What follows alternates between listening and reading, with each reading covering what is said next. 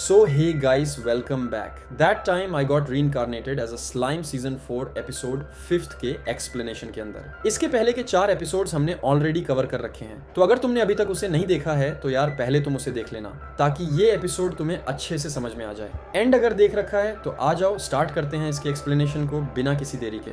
लेकिन उससे पहले अगर तुमने सब्सक्राइब नहीं किए हो तो क्या कर रहे हो यार, सब्सक्राइब कर दो क्योंकि हम 1000 सब्सक्राइबर के काफी करीब है, तो सब्सक्राइब कर दो। आई नो कि तुमने अब सब्सक्राइब कर दिए होगे। तो फिर चलो एपिसोड को शुरू करते हैं। वेल एपिसोड की स्टार्टिंग में हम देखते हैं रिमरू को, और वो अब किंगडम ऑफ इग्रेसिया में पहुंच चुका होता है अपने नेशन को काउंसिल के अंदर ऐड करवाने के लिए। यहाँ पे हम देखते हैं रिमरू को, और वो यहाँ पे एंट्री कर रहा होता है इस नेशन के अंदर, और यहाँ पे इसके साथ सुना, बेनीमारू और सोए भी होते हैं, और ये लोग यहाँ पे खड़े होते हैं। फिर जो बेनीमारू होता है वो यहाँ पे मैप देख रहा होता है, और वो बोलता है कि अरे एक बात बोलूं, जो हमारा टेम्पेस्ट है वो सच में काफी बड़ा है। हमें ऐसा लगता तो नहीं, बट अगर हम यहाँ पे इस मैप के ऊपर देखें तो जो हमारा टेम्पेस्ट है वो बहुत ही बड़ा है। रिमरू बोलता है कि हाँ, तुमने ये सही कहा, दरअसल हमारा टेम्पेस्ट बहुत बड़ा है और कल के बाद तो और भी बहुत सारी चीजें बदल जाएंगी। ये हमारा पहला स्टेप होगा मॉन्स्टर और ह्यूमन के बीच में एक अच्छे रिश्ते की शुरुआत करने के लिए, जिसके बाद सीन शिफ्ट होता है और हम देखते हैं ये लोग मार्केट में घूम रहे होते हैं, और तभी जो सूना होती है उसकी नजर पड़ती है एक शॉप के ऊपर जहाँ पे काफी अच्छे से ड्रेसेस होते हैं। तो जो रिमरू होता है वो बिना देर किए सीधे उस शॉप के अंदर जाता है, और उसके साथ सूना भी गई हुई होती है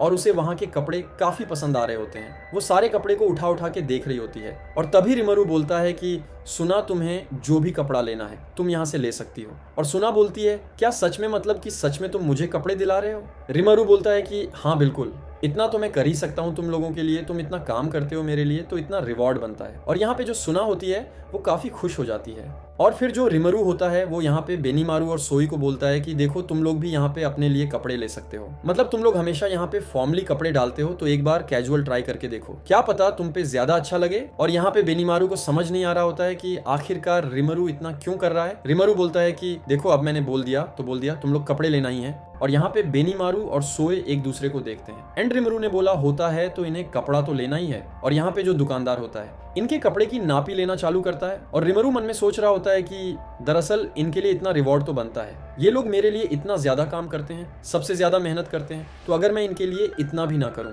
तो आखिर इसका फायदा क्या है मेरा होना, मतलब थोड़ा बहुत रिवॉर्ड तो हमेशा बनता ही है।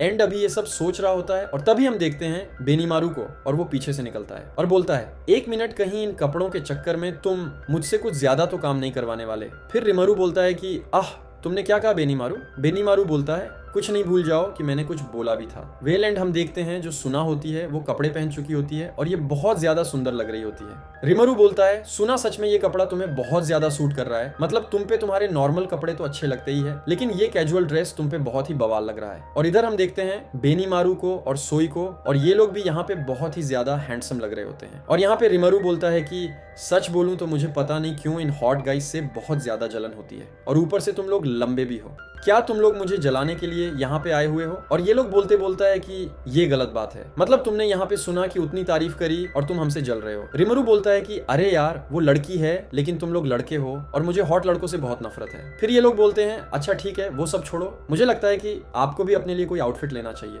रिमरू बोलता है कि हाँ, शायद तुम सही कह रहे हो, और देखो मैं तुम्हें दिखाता हूँ कि कैसे तुम 1 मिनट के अंदर कोई भी आउटफिट अपने लिए चूज कर सकते हो, मतलब तुम्हारे इतना टाइम मैं नहीं लगाने वाला हूँ। और पता है रिमरू क्या करता है? ये सीधे दुकानदार के पास जाता है और बोलता है कि अगर तुम्हारे पास कोई मेरे लायक कपड़े हो वो तुम मुझे दिखा दो। और ये लोग बोलता है कि हाँ, ये क्या बात हुई, मतलब ऐसे तो कोई भी कर सकता है। वेल जो भी हो, ये लोग अपना ड्रेस लेते हैं एंड फाइनली निकल चुके होते हैं एक कैफे के अंदर, और यहाँ पे बैठ के जो रिमरू होता है वो इनको बता रहा होता है कि दरअसल जो कॉफी है वो सच में बड़े लोगों की ड्रिंक है, तुम बच्चों को क्या पता कि कॉफी पीते कैसे हैं। तभी यहाँ पे हिनाटा की एंट्री होती है और बोलती है कि हाँ, कॉफी में बस दूध पे ले जाओ और ज्ञान दो पूरी दुनिया भर का। रिमेरू बोलता है कि ऐसा बिल्कुल नहीं है, ये कॉफी है और वैसे भी ये ग्रोन अप सब ड्रिंक है, तो तुम्हें कुछ घंटा पता नहीं है इसके बारे में। हिनाटा बोलती है कि ऐसे कॉफी को कॉफी नहीं, दूध ही बोल सकते हैं हम। वेल रिमेरू बोलता है, ठीक है, अब बहुत हुआ बकवास, बैठो और तुमसे जो बात करनी है हम उस बात को आगे बढ़ाते हैं। ववेल हिनाटा यहाँ पे बैठती है, और जो अपना रिमेरू होता है वो यहाँ पे साउंड प्रूफ बैरियर को क्रिएट करता है, और उसके बाद ये लोग यहाँ पे बात करना चालू करते हैं। रिमरू बोलता है, मुझे माफ करना, मेरे चक्कर में तुम्हें यहाँ तक आना पड़ा, बट हाँ, मैं तुमसे कल की मीटिंग के बारे में कुछ बात करना चाहता था। हिनाटा बोलती है, कोई बात नहीं,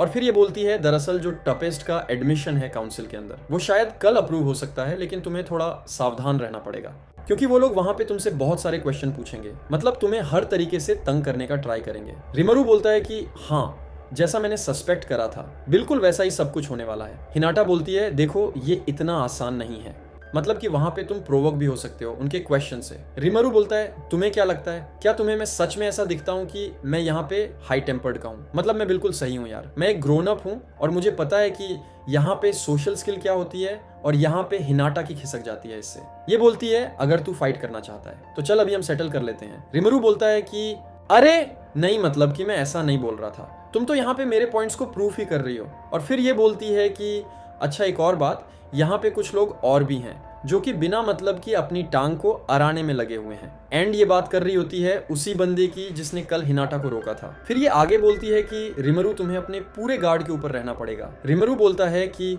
अबे वो गधा कौन था जिसने तुम्हें रोका था और तुमसे उल्टी सीधी बात करी थी, मतलब कि कोई उल्लू ही होगा जो कि हिनाटा को रोक के ऐसे बात करेगा। फिर रिमरू बोलता है कि हाँ शायद तुम सही कह रही हो, अगर हर चीज को देखें तो वो कोई ना कोई पॉइंट को लिंक कर रही है। मतलब तुम खुद देखो, उन्होंने हमें यहाँ पे एक टॉप क्लास होटल के अंदर ठहरा रखा है और कहीं ना कहीं मुझे ऐसा लगता है कि उन लोगों का इसके पीछे कुछ ना कुछ अल्टीरियर मोटिव भी है। वेल जो भी हो, मुझे ऐसा लगता है कि जो सोए है वो इस मैटर को ऑलरेडी देख चुका होगा। वेल यहाँ पे हम देखते हैं सोए को और वो बोलता है कि हाँ, और उसके रिगार्डिंग मैं कुछ कहना चाहता हूँ, मतलब मुझे कुछ कंफर्म करना है। और फिर ये बोलता है दरअसल कुछ काउंसलर्स हैं जो कि हमें यूज करना चाहते हैं, मतलब मैंने उनको एक दूसरे से बात करते हुए सुना था। फिर हिनाटा बोलती है तो क्या तुमने कुछ डिफेंसिव फोर्स के बारे में सुना है ईस्टर्न एम्पायर को लेके?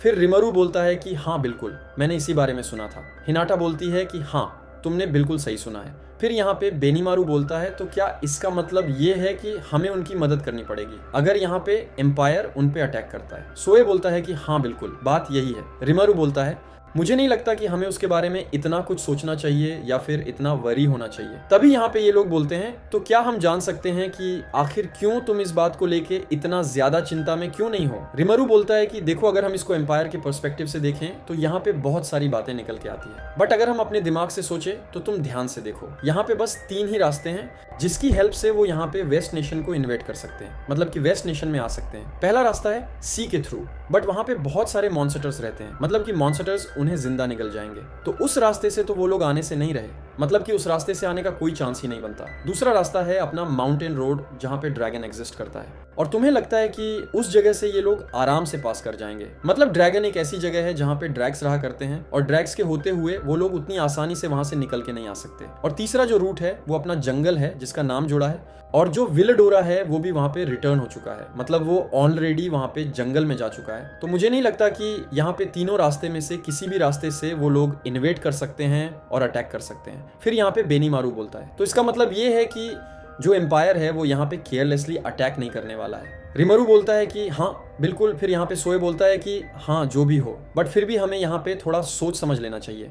हिनाटा बोलती है कि देखो मैं यहाँ पे रिमरू के बात से सहमत हूँ, बट फिर भी मैं यहाँ पे सोए की बातों के साथ जाना चाहती हूँ, मतलब कि हमें यहाँ पे थोड़ा बहुत इन्वेस्टिगेशन करना चाहिए ताकि हम यहाँ पे अपनी सुरक्षा को लेके कोई कंसर्न छोड़ दे। और यहाँ पे रिमरू बोलता है कि हाँ ठीक है, अगर तुम लोग इतने ज्यादा कोशियस हो तो तुम्हें जो करना है तुम वो कर सकते हो। और ये अभी सोच ही रहा होता है। तभी हम देखते हैं यहाँ पे राफेल को, और वो यहाँ पे रिमरू को बोलता है कि देखो तुम यहाँ पे एक और काम कर सकते हो, जो ड्रैगन है वो उसकी भी इन्वेस्टिगेशन करें, मतलब कि वहां से कुछ ना कुछ मिल सकता है। और रिमरू उसे बोलता है कि देखो हिनाट, तुम यहाँ पे जो ड्रैगन है माउंटेन्स के बीच में उसको भी इन्वेस्टिगेट करो, वहां पे कुछ ऐसा चल तो नहीं रहा। फिर यहाँ पे हिनाट बोलते हैं रिमरू तुम दिखने में भले ही गधे दिखते हो, बट सच में तुम्हारे पास दिमाग तो बहुत है, सच में तुमने यहाँ पे काफी अच्छा सोचा है, क्योंकि हो सकता है कि वो लोग वहां पे उसी वे के थ्रू कोई अल्टरनेट रास्ता निकाल ले अटैक करने के लिए।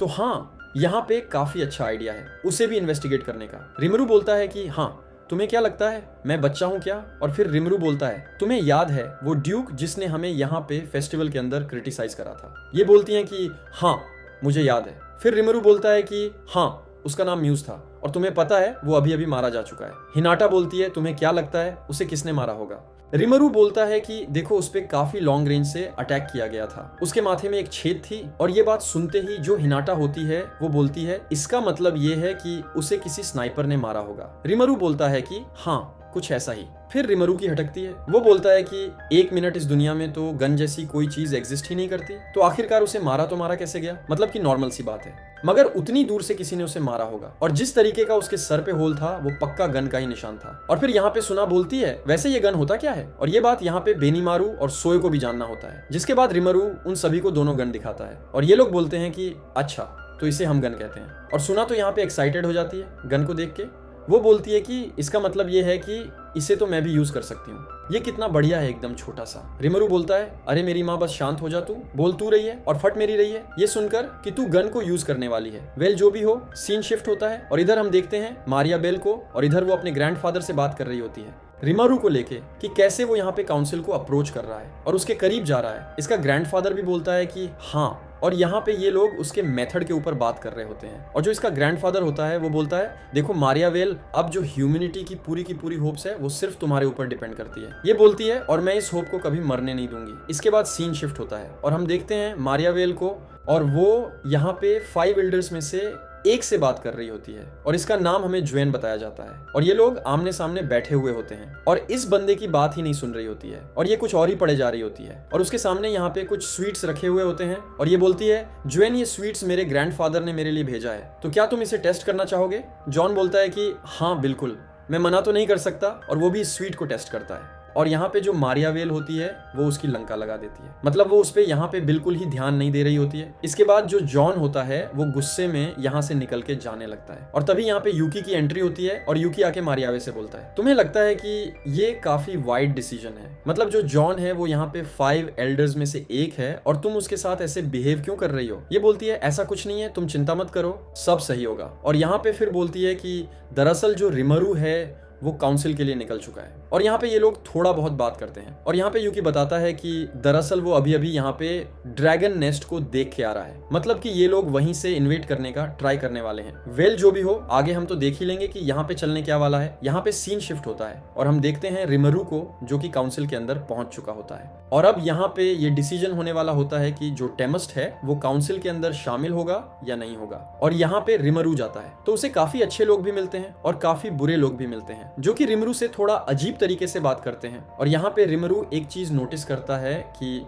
दरअसल यहाँ पे बड़े नेशन के काउंसलर है, वो यहाँ पे छोटे नेशन के काउंसलर को कुछ नहीं समझते हैं, उन्हें बिल्कुल भी इज्जत नहीं देते हैं। फिर रिमरू बोलता है, अगर मुझे सही से याद हो तो काउंसलर के बीच में ऐसा कुछ भी नहीं होता है। काउंसलर छोटे नेशन के हो या बड़े नेशन के हो, सबको एक ही तरीके से देखा जाता है, बट यहाँ पे बहुत सी चीजें हैं जो कि अलग है, और ये अभी बात कर रहा होता है। तभी यहाँ पे एंट्री होती है काउंसिल के चेयरमैन की, और वो बोलता है, रिमरू आप हमारे साथ चलो, मैं आपको रास्ता दिखाता हूँ काउंसिल में जाने का। और फाइनली हम देखते हैं रिमरू पहुंच चुका होता है काउंसिल के अंदर, और वो नोटिस करता है कि दरअसल उसको यहाँ पे सबसे अलग बैठाया गया है, क्योंकि वो एक डीमन लॉर्ड होता है। तो वो लोग यहाँ पे इसको किसी के बीच में नहीं बैठाना चाह रहे होते हैं, और यहाँ पे इनको टर्म एंड कंडीशन दिया जाता है। मतलब अगर रिमरू को इस काउंसिल को ज्वाइन करना है तो उसे यहाँ पे 3 कंडीशन दिए जाते हैं। पहला कंडीशन ये होता है कि जो इंटरनेशनल लॉ है उनके साथ इन्हें कंप्लायंस करना होगा, मतलब कि इन्हें भी उस लॉ को मानना होगा। वेल रिमरू बोलता है कि हाँ, मुझे इससे कोई दिक्कत नहीं है, जितने भी नेशंस यहाँ पे ज्वाइन होते हैं उन पे ये अप्लाई होता है। बट जो दूसरा है वो ये है कि ये लोग ट्रेड के सेक्टर को खोलने वाले हैं, तो इसमें भी कोई बड़ी दिक्कत नहीं है,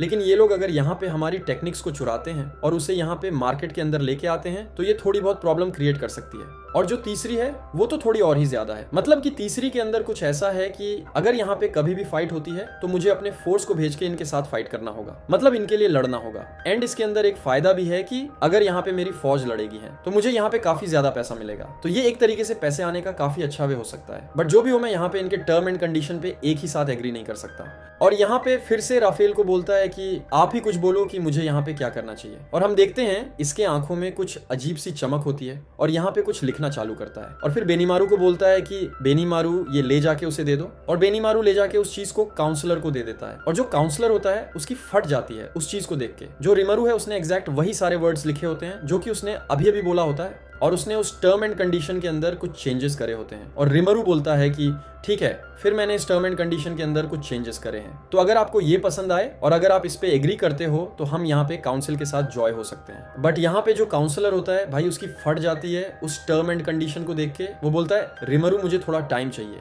कम से कम थोड़ा टाइम तो दो हमें इसके बारे में सोचने के लिए। रिमरू बोलता है कि हाँ तुम्हारे पास पूरा टाइम है, और फिर रिमरू मन में बोलता है बड़ा आया मुझे तो इसने 1 मिनट नहीं दिया था सोचने के लिए। वेल हम देखते हैं 3 घंटे बाद का सीन, और ये जो काउंसलर होता है यहाँ पे लेके आया हुआ होता है उसी पेज को और रिमरू को देता है। मतलब इन लोगों ने जो सोचा होता है उसको लेके एंड इसमें कुछ ऐसा लिखा होता है कि रिमरू की यहाँ पे सटकती है और वो एक जोर का लात अपने डिस्क पे मारता है और वो डिस्क सीधा उड़ता हुआ ऊपर की तरफ जाता है और नीचे आकर टूट जाता है। रिमरू उस पे खड़ा होता है और वो बोलता है तुम लोग अपने आप को समझते क्या हो, आखिर तुम्हें क्या लगता है। एंड इसी के साथ ये एपिसोड यहीं पे खत्म होता है, मतलब अपने बंदे की ऑरा फार्मिंग के साथ। एंड भाई नेक्स्ट एपिसोड सच में बहुत ही कमाल का होने वाला है, तो बस उसके लिए चैनल को सब्सक्राइब कर लेना। अगर वीडियो अच्छी लगी हो तो लाइक करके सब्सक्राइब कर देना, एंड हाँ सब्सक्राइब जरूर कर देना क्योंकि हम 1000 सब्सक्राइबर के काफी करीब है, तो सब्सक्राइब तो कर ही देना। वेल चलो फिर मिलते हैं तुमसे एक और नई वीडियो में एक और एक्सप्लेनेशन के साथ। तब तक के लिए टेक केयर, गुड बाय।